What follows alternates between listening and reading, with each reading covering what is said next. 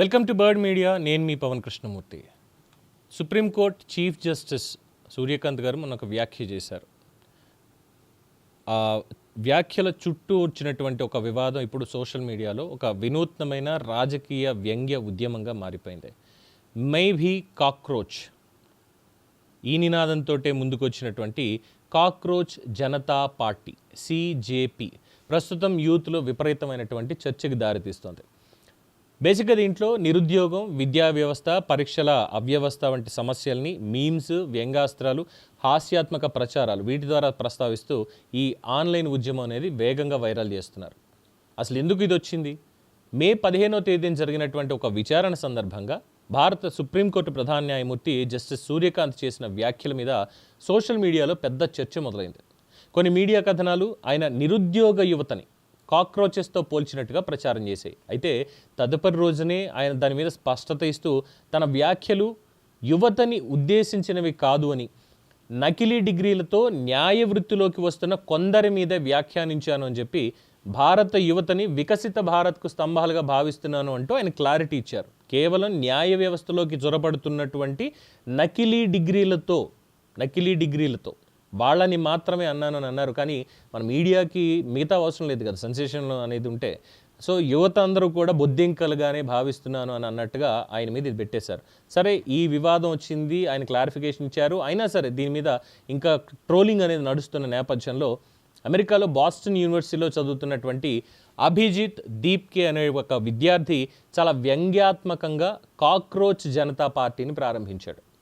Secular, socialist, democratic and lazy ఈ tag lines తోటి party social మీడియాలో వైరల్ అయిపోయింది. నిరుద్యోగులు ఎప్పుడూ ఆన్లైన్లోనే ఉండేవారు, జీవితం మీద అయోమయంలో ఉన్నవారంతా మా పార్టీ సభ్యులే అంటూ తను చేసినటువంటి ఈ వ్యంగ్య ప్రచారం యువతని ప్రస్తుతం చాలా ఆకట్టుకుంటోంది.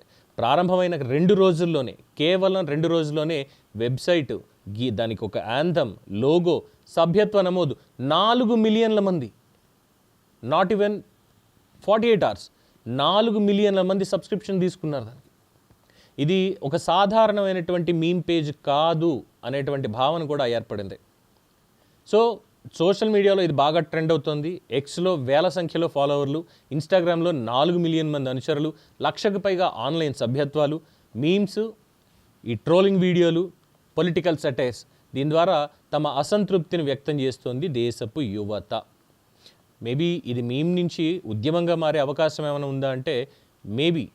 ఈ కాక్రోచ్ జనతా పార్టీ కేవలం సరదా మీమ్ కల్చర్కి మాత్రమే పరిమితం కాలేదు అంటున్నారు. ఎందుకంటే నీట్ పేపర్ లీకేజ్, పరీక్షల నిర్వహణకి సంబంధించి తప్పుడు వ్యవస్థలు, రీచెకింగ్ ఫీజెస్, నిరుద్యోగం, విద్యా వ్యవస్థలో పారదర్శకత లోపం, ఇలాంటి అంశాల మీద కూడా ఈ వేదిక చాలా ఘాటుగా స్పందించడం ప్రారంభించింది.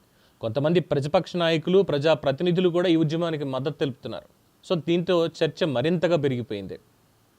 ఈ కాక్రోచ్ జనతా పార్టీ వ్యంగ్యంగా కనిపించినప్పటికీ కూడా దాని వెనుక యువతలో పెరుగుతున్నటువంటి నిరాశ, నిరుద్యోగపు భయం, వ్యవస్థపై అసంతృప్తి చాలా స్పష్టంగా కనిపిస్తున్నాయి అని చెప్పి విశ్లేషకులు అంటున్నారు.